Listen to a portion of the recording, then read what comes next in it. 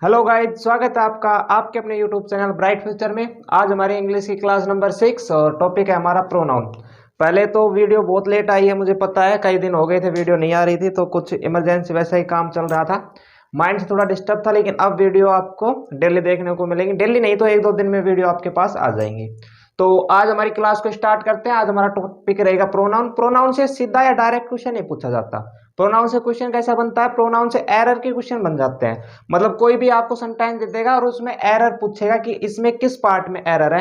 तो आज तो हम टॉपिक पढ़ लेते हैं प्रोनाउन। प्रोनाउन के कुछ रूल है वो बता देंगे, और फिर मैं एक वीडियो लेके आऊंगा कल या परसों में प्रोनाउन और नाउन के एक साथ। जो नाउन पढ़ा था हमने इस पिछले वाली वीडियो में, और प्रोनाउन, इन दोनों की मैं एक वीडियो लेके आऊंगा एरर से, क्या क्या एरर बन सकते हैं, तो उन एरर के हम सोल्व करेंगे क्वेश्चनों को। आज सिर्फ इसका रूल पढ़ लेते हैं, छोटी वीडियो बनाएंगे, ज्यादा वीडियो नहीं बनाएंगे।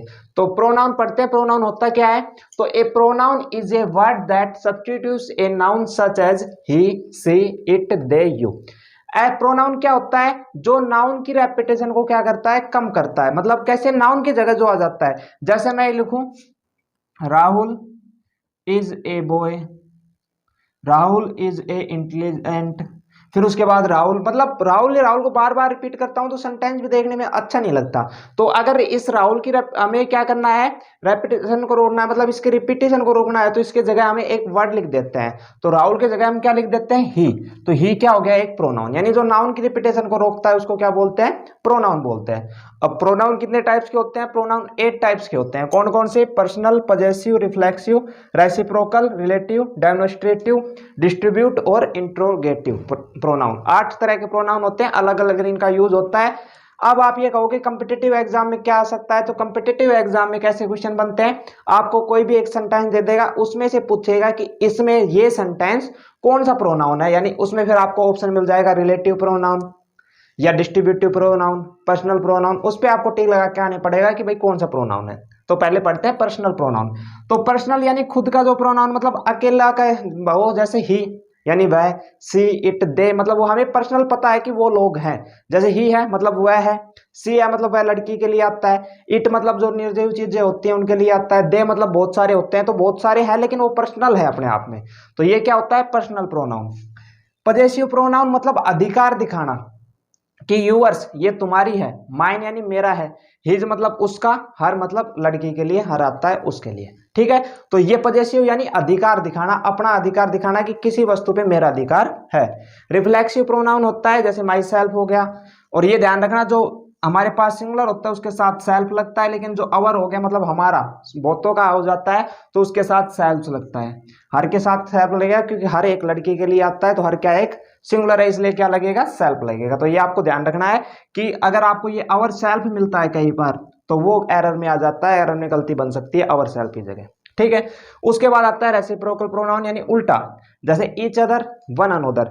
ये प्रोनाउन कहाँ लगता है? ये प्रोनाउन लगता है लास्ट में। वैसे तो प्रोनाउन शुरू में ये यूज होता है, लेकिन ईच अदर हो गया, वन अनोदर हो गया। मैंने नाउन में आपको इसका एक रूल भी बताया था, याद हो तो आपको, कि ईच अदर किसके लिए लगता है? दो के लिए लगता है, और वन अनोदर किसके लिए लगता है? दो से ज्यादा के लिए। अभी एक रूल मैंने अभी लिया है, तो आगे वीडियो में अभी पढ़ाएंगे ईच अदर का, दोबारा मैं एक बार आपका रिपीट हो जाएगा।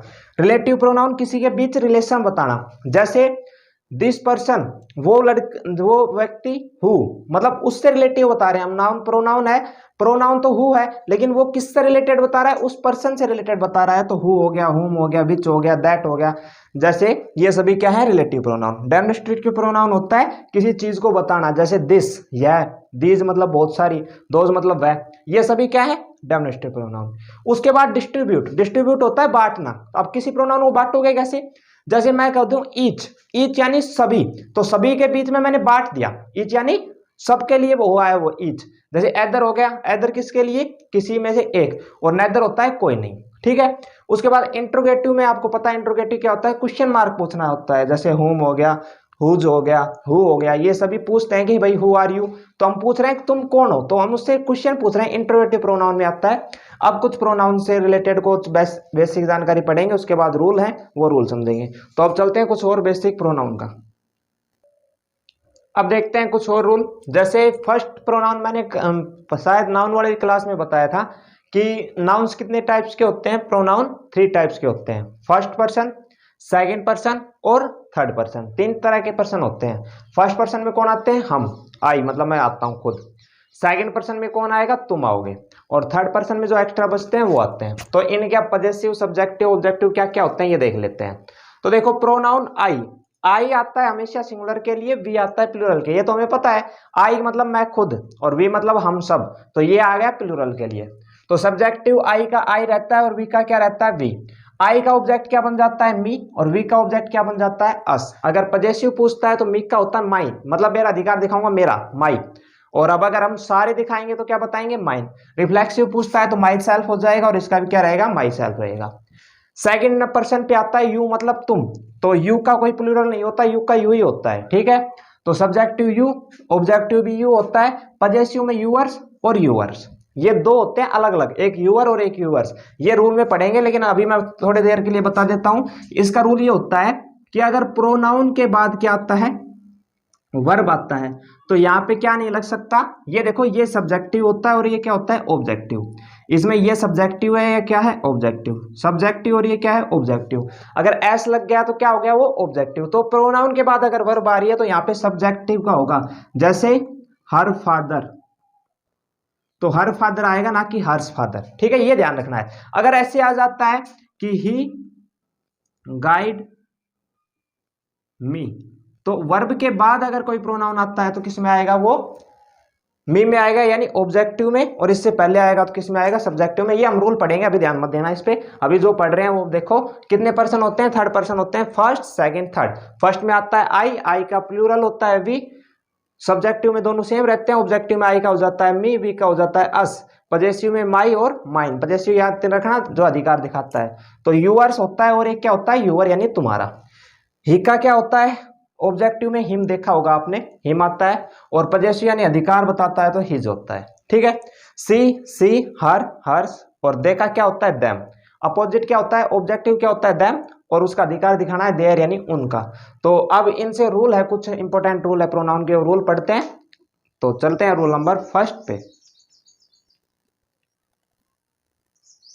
अब देखते हैं rule number first. Rule number first क्या है कि प्रोनाउन एक तो वर्ब के बाद आता है और एक वर्ब से पहले आता है। तो अलग अलग रोज में क्या होता है? ये यूज होता है। तो जैसे वर्ब के बाद अगर प्रोनाउन आता है तो किस में आएगा? ऑब्जेक्टिव में आएगा।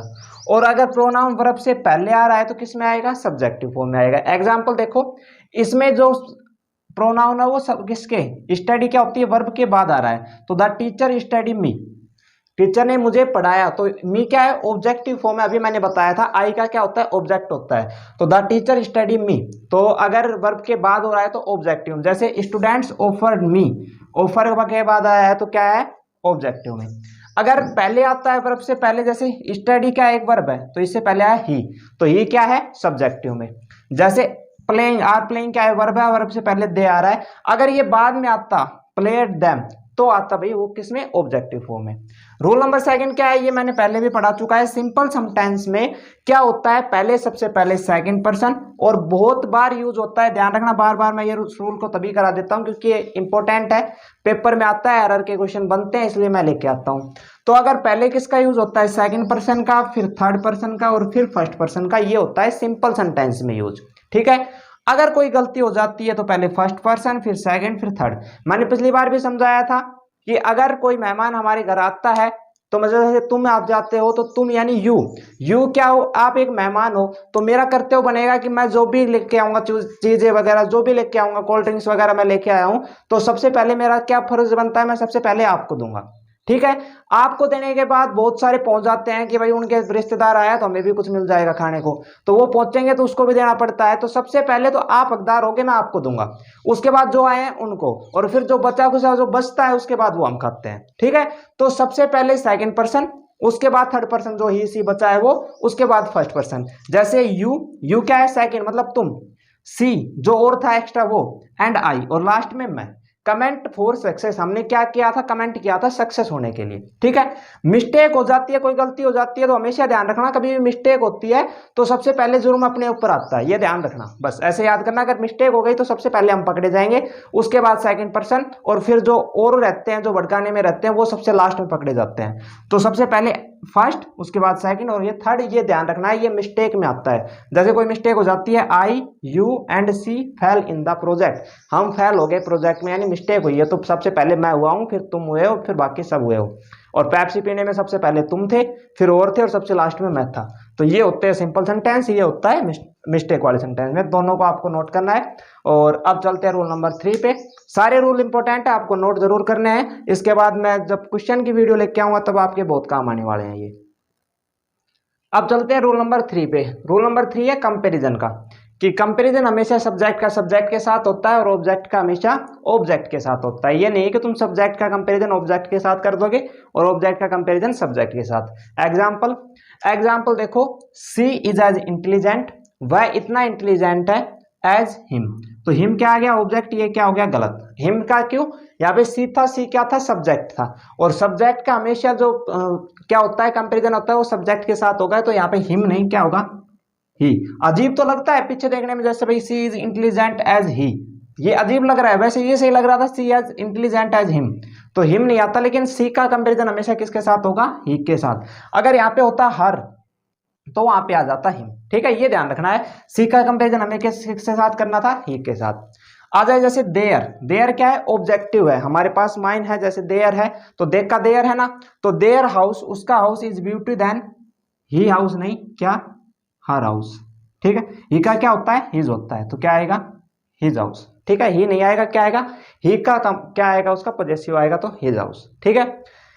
ये मैंने बता चुका हूं। ईच अदर हमेशा दो के लिए आता है, वन अनोदर दो से ज्यादा के लिए आता है। ईच अदर ध्यान रखना, ईच यानी बीच, तो बीच क्या होगा, जब दो इंसान खड़े होते हैं उनके बीच ही बीच होता है, यानी दो इंसानों के बीच ईच।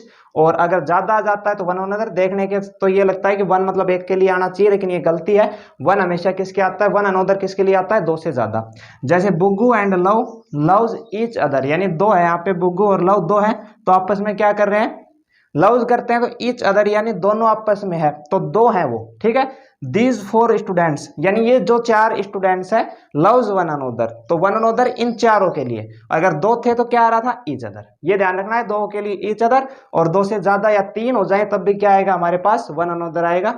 आप सोच रहे होंगे ये सारे रिपीटेड हैं, लेकिन वो नाउन में भी आते हैं ये रूल, और प्रोनाउन में भी होते हैं। तो प्रोनाउन में भी ये कराने पड़ रहे हैं, जिससे आपका कॉन्सेप्ट क्या हो जाए, क्लियर हो जाए, और क्वेश्चन करने में भी आपको आसानी हो। तो आगे चलते हैं रूल नंबर 5 पे। चलिए रूल नंबर 5 पे। रूल नंबर 5 है पॉजेसिव प्रोनाउन पे, यानी अधिकार वाला प्रोनाउन है वो। अगर पॉजेसिव प्रोनाउन वर्ब से पहले आ रहा है तो सिंगुलर फॉर्म में आएगा, जो मैंने बता रहा था जब मैंने करवाया था तब ध्यान है, तो देयर देयर्स। अगर एस लग जाता है तो वो प्लूरल हो जाता है, और देयर होता है तो क्या होता है, वो सिंगुलर होता है। एस लगने के बाद क्या हो जाता है, प्लूरल हो जाता है। तो वर्ब के बाद आता है तो किस में आता है, प्लूरल में आता है। जैसे hers father work in a bank, तो वर्क यानी वर्ब बाद में आ रही, पहले या तो हर आएगा सिर्फ। Her father work in a bank, उसके पिताजी किस में काम करते हैं, बैंक में। अगर ये बाद में आता तो क्या आता, हर्स। जैसे this car is there, there नहीं आएगा, क्या आएगा देयर्स। क्यों, क्योंकि बाद में आता है तो एस लगता है यानी प्लूरल में, और अगर पहले आता है तो सिंगुलर में होता है। समझ में आ गया। उसके बाद रिपीटेशन ऑफ प्रोनाउन को रोकने के लिए नाउन में भी मैंने पढ़ाया हुआ है, the population of China is more then the population of India. इस पॉपुलेशन को बार बार रिपीट करने से अच्छा है कि आप पॉपुलेशन ऑफ की जगह क्या लिख दो, that of. The population of China is more than that of India, ना कि पॉपुलेशन, पॉपुलेशन नहीं लिखना बार बार। The population of China is more than that of India, population नहीं लिखना। अगर कोई और भी बड़ा वर्ड होता है उसके जगह भी हम क्या लिख सकते हैं, दैट ऑफ लिख सकते हैं। तो आशा करता हूं आज की वीडियो आपको पसंद आई होगी। बहुत लेट वीडियो थी, मैं बार बार कह रहा हूं ये बात। अब आगे वीडियो आपको बिल्कुल कंटिन्यू देखने को मिलेगा। आगे हमारा जो वीडियो आएगी बहुत मजेदार वीडियो आएगी, सिर्फ क्वेश्चन बेस आएंगे, प्रोनाउन और नाउन। जब तक आपको प्रोनाउन और नाउन के सारे रूल को रिवाइज करना है, जिससे क्वेश्चन आए तो आप सारे क्वेश्चनों को अच्छे से कर सको। और क्वेश्चन ऐसे होंगे, 1 नंबर क्वेश्चन होंगे सारे जो एग्जाम में आए हुए वो। तो मिलते हैं अगली वीडियो में, तब तक के लिए जय हिंद जय Bharat, thank you so much.